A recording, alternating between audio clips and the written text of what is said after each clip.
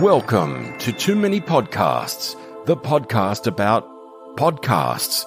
Now, podcasting from the Sherpa Chalet on Mount Podcastia, here's your host, Jim, the podcast Sherpa. Thank you so much for the kind introduction, Mr. Bruce. How you doing? It is me, Jim, the podcast Sherpa, and you're listening to Too Many Podcasts, a production by Too Many Podcasts. That works. How you guys doing? I can't believe that we're actually barreling towards the end of season 3, and I've actually got about half of season 4 done already. Well, the interviews are recorded anyway. I just have to tweak all the other stuff. But you will be hearing them in the coming weeks and months. Lots of stuff for you to catch on to, so make sure you spread the word and leave a kind word on Apple Podcasts, iHeartRadio, or Stitcher.com, and you can check out my website at Sherpalution.com, where you can hear all of the episodes all the way back from season 1, back when I was a fledgling podcaster. But I think my guest today knows a little bit about being a fledgling podcaster among a fledgling other things. Who's our guest today, Sherpa? He's a former pro wrestler and a musician who's got some music out. He's also what we can call, I guess, a podcast maven with his own podcast network called Realm of the Mist. And it's an interesting concept that it's a show that has rotating shows from other podcasters. And he's nice enough to present it through his network in addition to whatever network those podcasters may use. What's his name? His name is Christopher Stolle. And I had a lot of fun talking with Chris. He's a really super nice guy, really interesting story. I think you're going to enjoy him. But before we do talk to him, just a little reminder, I think you probably can say this along with me. Today's podcast is being brought to you by Audible. You can get a free audiobook download and a 30-day free trial at www.audibletrial.com/Sherpa. There's over, how many? Say it, kids! 180,000 titles to choose from for your iPhone, Android, Kindle, or MP3 player. That was easy enough. Let's go talk to Chris in the conference room at the Sherpa Chalet. Hey there, Rebels. We have ventured into the realm of the mist. Well, that's the name of the company owned by my guest today. His name is Christopher Stolle, the East Coast Kid, Chris Wilde himself. Oh, my God. He had come to the Sherpa Chalet here for a couple of words, and we'll get to know him, and we'll talk about the numerous podcasts that he hosts. He's got an empire. He's the wild man. He'll be the wild man. You've gone wild, right? Wasn't that your tag team? Oh, my God, man. You're making me feel old here. How you doing, Chris? I'm living, man. Just trying to stay away from this invisible organism that's kicking our rear ends right now, like everybody else. I know it's definitely not a lot of fun, but we can deal with that some other time, right? Absolutely. I think there's enough podcasts talking about it. That's right. We can check ourselves off the list. I already did my special episode on it. I am impressed you did the background research to know about Chris Wilde and the whole East Coast Kid thing. I want to ask you about that. You were an independent circuit wrestler? Yes, for 20 plus glorious years. And played the same gimmick pretty much the whole time. I mean, when I first broke in, I was the extreme Matt Wilde. But Matt got changed to Chris when I came back to Philadelphia in 2007 because I introduced myself to the color commentators as Chris, my shoot name, my real name. And during shows, they proceeded to forget that the gimmick name was Matt Wilde and just proceeded to call me Chris Wilde, and it just kind of stuck from there. But technically it was always Matt Wilde, but I didn't adopt the East Coast Kid until I'd say about 2002-ish, where the promoter I was working for at the time in Colorado had decided to take a career heel character or bad guy, for those that aren't familiar with wrestling terms, and turn him face, turn him to a good guy. And I said it couldn't be done. And he said, well, come up with a moniker. I said, well, I've been playing the whole East Coast Pride thing, so why not East Coast Kid? And I was a big Shawn Michaels fan, so the Heartbreak Kid, East Coast Kid, it just really worked out. And he decided, okay, I'm going to put you up against an Iraqi, just come out with an American flag. And I've been a face ever since.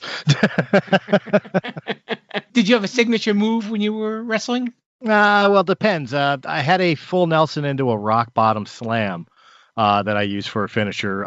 Its name changed throughout the years. When I was a bad guy, I called it the bitch slap, which was named after a former band I was in. But when I made the good guy turn, I had to have something that was a little bit more family friendly. So it got name changed to the Wild Card. So I like it. Did you get hurt a lot when you wrestled, or you were pretty lucky? Well, kind of both.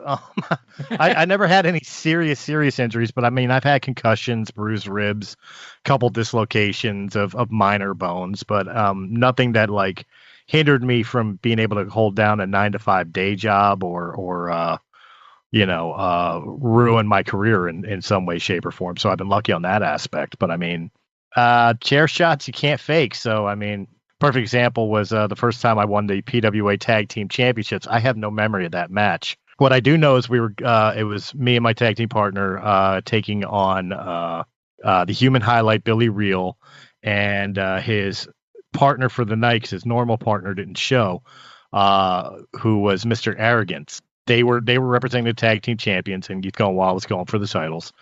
And something went wrong, something went screwy. I got dropped on my head. And the next memory I have from that drop on my head was sitting on a subway heading to work in my work clothes with one half of the tag team title sitting on my lap. Oh, wow. I have no memory. I don't remember the end of the match. I don't remember celebrating the match. I don't remember getting home and getting changed. I don't remember any of it. I can imagine you paying the fare on the subway with a tag team championship belt in your arm. That must have been a little unusual. It was, but I mean, at the time I was doing night security for the Avenue of the Arts here in Philadelphia. And so they knew I had a show that night before I had to come into work. So if I won the title, I promised them I would bring the title with me, apparently. So I brought it. Did anyone ever go see you at your night job and say, wait a minute, don't I know you from pro wrestling? No, thankfully not. Actually, the most I ever got recognized was when, again, in Colorado for Rocky Mountain Championship Wrestling, we were on TV. Real late night on Channel 57, I think it was. It was the UPN network. Okay. But I mean, we were real late at night, like 3 o'clock in the morning. And I just remember one time our training facility was in Westminster, Colorado. And me and a couple of guys that were in a tag team went to a local Dairy Queen to get, something to drink while we were waiting for the gym to open. And some kid just walked up to me out of nowhere, left his parents, walked up to me. You're Matt Wild. Can I get your autograph? That was very uncomfortable because I'm not used to people approaching me. But now it's long behind you, though, huh? Do you miss it, or you just like having your domestic life now? There's days I miss it. I mean, I miss the performance of it. I don't miss the politics of it. When I was in the ring and telling a story and getting the crowd to react the way I wanted them to react, I mean, those are the things I missed. You know what I mean? Just that 15 minutes in that spotlight. And I mean, my whole entire life, I've been an entertainer. I've been a musician. I've been a pro wrestler. I've been, a podcaster. I haven't tried stand-up comedy, although some people tell me I should. Never tried acting, although that's something my mother always believed I should have done because I would repeat every movie I ever saw as a kid. But my whole entire life I've been in entertainment and performance. But wrestling was the only time that it was only me doing it. It wasn't me in a band or me in a production crew or something. It was just me going out to the ring and doing what I could do. There's a special place in my heart for that because it was the one time that I'm just showcasing what I could do as opposed to what I could do for others or with others.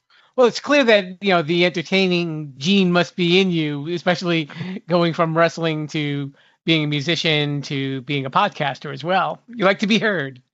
I feel like I got something to say. Nobody's listening, but I got something to say. That's the important part. I'm used to that. I'm an only child, so I'm used to people not listening to me when I talk. Yeah. Go away, kid. Tell me a little bit about your band. Current band? I don't have a current band. The project I'm working on is I'm doing it all myself. It's a solo album. Christopher Stolle, Forgotten. It's the first time I've even played music in over 12 years. Always continued writing even after my last band, Dissolution Purity, in Colorado. But I just decided I had some songs. I had something I wanted to say. I was playing with a program called Fruity Loops, which people who are rap and hip hop stars or dubstep musicians, you're familiar with the program. It generates beats. You can create drum beats and all. I started toying with it and had an idea of doing an industrial album, a Nine Inch Nails style album. And that's what I've been working on. And so far I've released a single, Close My Eyes. It can be found. I'll make sure you get a copy of the link from our websites. It's free to download. The album I'm hoping to have released by December, and it is also going to be free. I'm not looking to make any money from this. I just wanted to create an album to see if I could. That makes sense. Yeah. So, if it sucks, it didn't cost you a thing. Nothing ventured, nothing gained. Nothing ventured, nothing gained. That doesn't mean that the next album will be free. I mean, if this album is a success and people do dig what I'm doing, I might think about making another album. And if I do decide to make another album, that one I might charge for, just because now I have an idea of what the hell I'm doing. Sure. Now, what kind of music did you grow up listening to that you really liked? Well, that's a hard one to discuss, because the neighborhood I grew up in as a kid, up until about 11 years old, was a bunch of elderly. There wasn't kids my age for the longest time, so I listened to what my mother listened to, and my grandparents. I listened to the 50s and 60s, Glenn Miller and the big bands. Those were what I grew up on, cut my teeth on. The Everly Brothers, the Beach Boys, And then a buddy of mine moved into the house behind me, and he was the one that introduced me to rock and roll and heavy metal, like modern rock and heavy metal. So it was Metallica, Ozzy, Bon Jovi, the wide variety. And as I discovered a love for music and deciding that was something I wanted to do, I really started delving into different genres of music. So blues, jazz, R&B, deeper into the older stuff, like the doo-wop age and the Motown age, and just a whole bunch of different genres. The only thing I really can't stand, ironically enough, is the electronic and sample style musics of like modern rap and hip hop, dubstep, techno, electronica, stuff like that. I don't really enjoy, because it's to me it's too computerized and not as organic as just a band or musicians with live instruments doing what they do. That's true. And sometimes you can hear some of those artists, especially with the techno artists. It's like the music will start playing, and the musician doesn't really even have to be there. They can just kind of walk away, and it's still there. Where watching somebody perform live is a whole different experience. And that's it. And I think two of the biggest disappointments to this album for myself, and I don't want to talk bad on the album. I mean, I'm putting my heart and soul into this, is the fact that I'm not a drummer. So like, I know how to play bass, I know how to play guitar, and I am playing bass and I am playing guitar on the album. I know how to kind of sing, quote, air quotations. So I am singing on the album, but the drum beats and the industrial elements obviously are computer generated, because I don't know how to do it. And it's a disappointment to me, because if I ever learned how to play drums, I would rather play drums live on this album than that. But the other disappointment is the fact that, it's not going to get a tour. I don't have a band to do the album. I may go to like a karaoke bar, and if they allow me to play the track, I'll sing over it. Sure. But there's not going to be any tour, any live performances of this album. And that's kind of a disappointment, because that's one of the fun parts of being a musician, is going out and getting on stage and, performing for people. Sometimes artists start on YouTube, and then they kind of build up a little bit of a following, and then they go out. So you never know, if that may go your way. You know what? It's funny, because my last band, just to give you an idea, my last band, the biggest promotion and the biggest help to build that band was MySpace. If you remember MySpace would allow you to upload music and it would play on your profile page. So we would release our demo on MySpace. You know how much money we saved just by uploading it to MySpace? Bring back MySpace. That was the friendly, platform for artists and entertainers, like even podcasters. We could upload our episodes to the player, and people could just come to the page and listen to it. Facebook should take a page out of that, so to speak. Right? So, now you have your company called Realm of the Mist. Is it new? Is it the new Realm of the Mist, or it's Realm of the Mist? Realm of the Mist. So the reason the anchor page is called New Realm of the Mist is we had an original page that was going pretty well, and it was just Realm of the Mist Entertainment. It's still there. You can still find it. However, one day I tried to go log into that to upload new material, and the login didn't work at all. When I put in the exact login that I still use to this day, it made me create a whole new page. I can't access the original page. They can't help me on accessing the original page. That page probably has like hundreds of dollars in advertisement money sitting on it, and I can't get to it. Ugh. And all I get from Anchor is that, well, sorry. So, meanwhile, they're counting the money in their hands, right? That's it, yeah. I'm exaggerating. We probably have 50 cents in the advertising bin. But I mean, so to not confuse people, I called it the New Realm of the Mist because of the New Realm of the Mist page. So that way they knew it was the current page where they can get what we've done. But I mean, even in descriptions of everything we do, it's go check out the original page for older content. So Breaking the Fourth Wall is what launched everything. The name Realm of the Mist came from the fact when I was with my last band, Disillusion Purity, to protect our interests, I had gotten the rights to Realm of the Mist Entertainment and Medal of Fallen Records. So that way I would protect our intellectual properties, our photos, our music, everything under one roof, which was Realm of the Mist. When I stopped wrestling and stopped doing music and decided to go into podcasting, I created Breaking the Fourth Wall, which was at that time a bunch of friends sitting around bitching about movies. We were wannabe critics. And when I started getting approached by other podcasters and wanting to learn how to do what we do, which was ironic and funny to me, because when I first started off, I would set my cell phone on speaker on a table next to a digital recorder and have a conversation with friends over the phone. I mean, that's how we started. That's how low tech it was. When I started getting approached by other people wanting help with starting their podcasts and everything, I thought, okay, if we're going to do this together, I need to create a company that's going to, protect everybody's interests and make it a lot easier for everybody to find everything. Lo and behold, I still own the rights to Realm of the Mist Entertainment. I said, you know what? Now it's a podcasting company. And that's how it became. But believe it or not, Breaking the Fourth Wall was the starter. If it wasn't for Breaking the Fourth Wall, I wouldn't be a podcaster. Realm of the Mist wouldn't exist. And what were some of the other shows that you've done? I know you said you needed a list in front of you just to be sure. Well, Realm of the Mist has gone through so many different iterations. Before, it used to just be in-house, like we would help people create shows and it would all be under Realm of the Mist. And I mean, we still have the intellectual shows like that. We have It Had to Be Said with Venus is an in-house show. The Sock Drawer is an in-house show. Press A Gaming, which is video gaming podcast, is an in-house show. We have a more vulgar show. I call it our Seinfeld show. It's a show about nothing called After Hours. That one's our kind of our more popular show, just because of the fact that that we spend an hour just trying to make each other laugh. That's the whole entire point of the show. We have Realm of the Mist podcast, and then we have shows that we syndicate that I don't own the rights to. They have their own channels, they have their own abilities.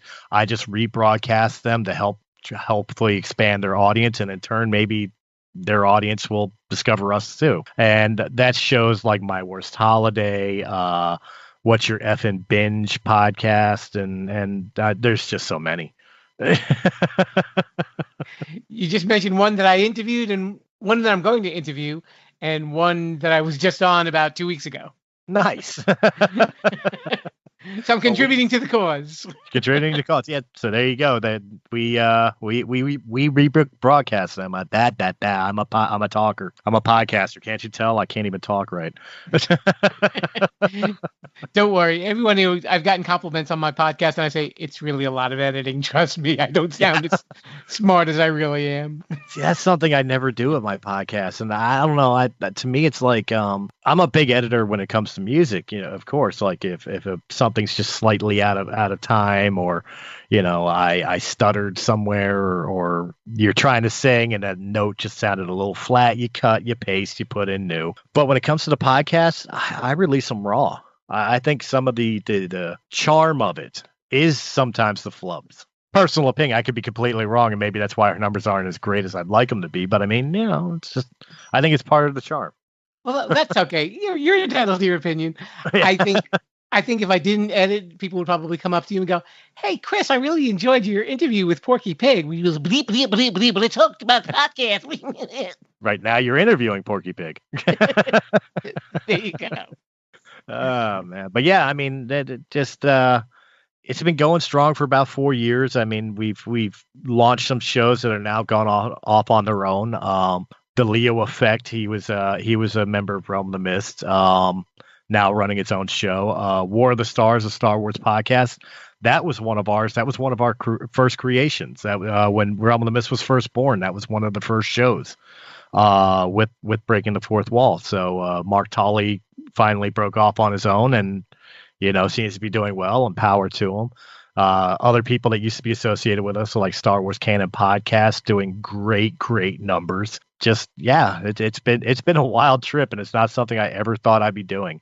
I literally started podcasting to talk about movies and to just give myself something to do in the entertainment world that a 43-year-old father of 3 could do that didn't involve beating up his body or leaving the house all too much.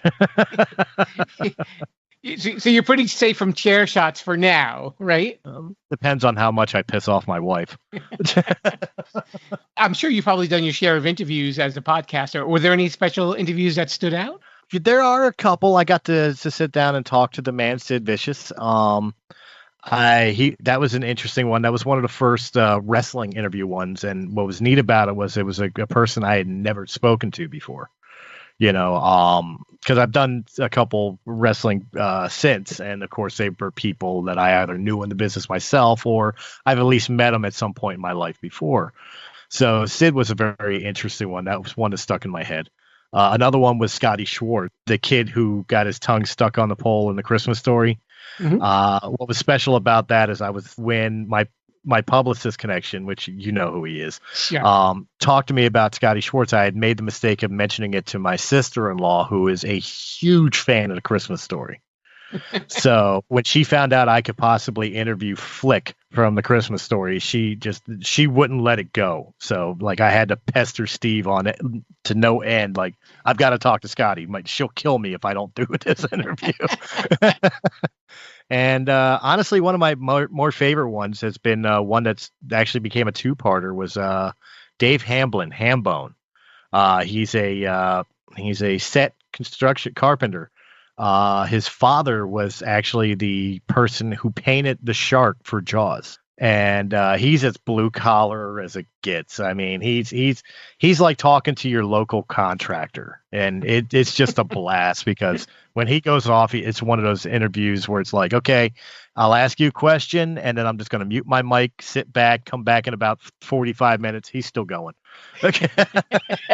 Yes, I interviewed him too. He likes to talk. Yes, he does. But he's a funny guy. I'd say those are three that really stick out to my mind. Oh, and of course, one of the first ones I got to do, which was a personal victory because I'm a huge Kevin Smith fan. I love Kevin Smith films, and I got to interview Veronica, Marilyn Gigliotti. One of the first interviews I got to do when Breaking the Fourth Wall became an interview show. And that one's extra special just because, I mean, I got to talk to Veronica, from Clerks. It's weird when you get to do stuff like that. Isn't it kind of surreal sometimes? Oh, it really is. I got to talk to Christina Bell, and you might remember her from Meatballs and such. And that one, I don't really get starstruck, even with people like I grew up watching or whatever else. But like I was so nervous to interview her because I had such a huge crush on her as a kid. And it was bringing back those old feelings of a kid. Like I felt like, that prepubescent kid. It was just like, oh, she's pretty. And you're sitting there trying to have a serious conversation with her and not embarrass her and everything. But at the same time, you're just sitting there like, oh my God, if the little guy could see me now. Yeah. Yeah. Dream accomplished, right? That's it. Yeah. Well, not fully, but we won't go there. We won't go there. Since the Realm of the Mist is full of podcasts, what are some of the podcasts that you like to listen to? Personally, nothing that we produce. No, I listen to everybody's shows that I'm not on. Thank God. I don't listen to my own. No, thank you. I get enough of my own voice just talking. I'll listen to the Sock Drawer. I listen to Press A Gaming when I'm not on it, and the like. But I usually listen to, well, let's see. I really enjoy Rude and Reckless, who used to be a WPS podcast. They changed their name because it was a little bit more consumer friendly to be Reckless and Rude. I also like listening to tabletop gaming sessions, so things like Dice Camera Action and Dums and Dice. Their Dumb, Scum, and Villainy podcasts and stuff for Star Wars RPG. Like I really get a kick out of listening to the tabletop Dungeons and Dragons games. Critical Role, I listen to a lot of that, and of course the more mainstays. I'll listen to Collider, I'll listen to the Schmo Knows show. Oh, what was I had it in my head and I lost it now. Oh, Hollywood Babylon, talking about Kevin Smith. I'll listen to that one a lot too. So okay, so we have this portion of the show and we call it Shameless Self-Promotion. Shameless Self-Promotion. And this is where you can let our listeners know how they can get in touch with you and how they can follow you. Well, let's see if I can pull this off without doing the like, comment, subscribe, and share portion of it. You can do that. It's okay. But I'm told I'm pretty good at this part here. It's like, hey guys, if you enjoy Realm of the Mist Entertainment and any of our subsequent shows, you can find us on YouTube.com. Just go ahead and like, comment, subscribe, share out. And while you're there, go over to our sister channel, Sounds Dicey Gaming, for all your tabletop and video game Let's Play needs. And of course, if you prefer your podcast in audio only format, we got you covered. Just go ahead and look up Realm of the Mist Entertainment on Anchor.fm, Apple iTunes, Spotify, Pandora, or wherever quality podcasts can be found. And of course, I'm going to add this in for the shameless plug part. If you want to contact me directly or talk to me about Realm of the Mist in general, you can find me on Facebook, on Twitter, on Instagram. Just look up Christopher Michael Stolle, Stolle. Here you go. Nice. One take. You did it like a true podcaster, Chris. What can I say? So I've gotten used to that first portion of it, though. I do it enough per the week. Are there any future plans for Realm of the Mist, or just whatever comes along as you grow, you grow?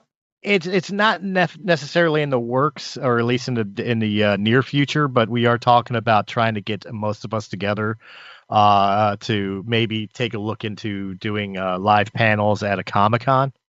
Wow. There is talks of that, and regardless of which, I mean, Breaking the Fourth Wall at one point had done a live broadcast from a comic book store here in Feasterville, Comic Collections. Shameless plug. What's up, Dave? And I wouldn't mind doing that again, especially since there are alumni that aren't too far away, like in New York and all, where they could make a day trip out to do it. So I'd say the big thing is I'd like to get back into live remotes. I think that's the big plan. Well, I will keep my fingers crossed for you, sir. So whether you know him as Matt Wild or Chris Wild or the head of Realm of the Mist Entertainment, that's a tongue twister, Either way, his name is Christopher Michael Stolle. Thank you so much for coming down to the Sherpa Chalet. Thank you for having me. I had a blast. And now it's time for Sherpa Suggestions.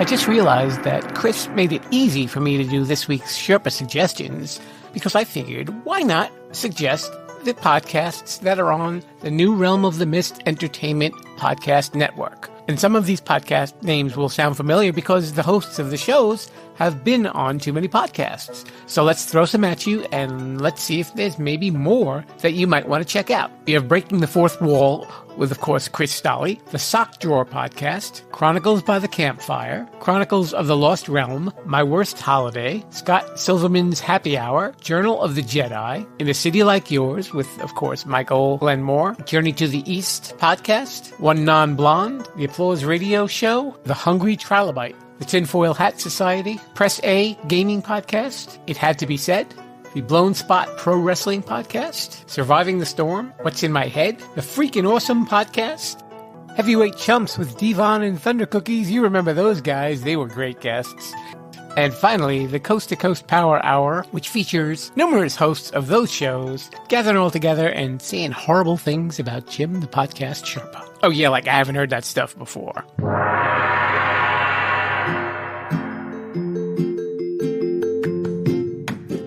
Very special thanks to Mr. Chris Stolle for coming on down to the Sherpa Chalet, and you've been listening to Too Many Podcasts. You can follow this show on social media, Facebook, Instagram, or Twitter at Sherpalution, and like I said, my website, Sherpalution.com, where you get all of the episodes. And you can hear this podcast on any of those wonderful podcasting apps that you can get either through the App Store if you're a Mac person, or the Google Play Store. We're there. We show up somewhere. If we don't, let me know. I'll try and get on there for you if it's a podcast app that you like and they don't carry too many podcasts. And do me a little favor. Please check out some of those shows that are on the Realm of the Mist Podcast Network, as well as Chris's show. And if you're already listening to them, maybe spread the word about my show too. Share an episode if you like. That's what it's there for. That's what you can do with these podcast apps. Let everybody know about the Sherpalution. Viva la Sherpalution, everybody. Okay, Mr. Bruce, I'm tired. Could you please show everyone the door? Thank you, kind sir. Mr. Carl's Jr. spokesman. Bye. Thanks for listening to Too Many Podcasts. Please disperse. You can go home now. I said you can go home now. Viva la Sherpalution. Viva la Sherpalution.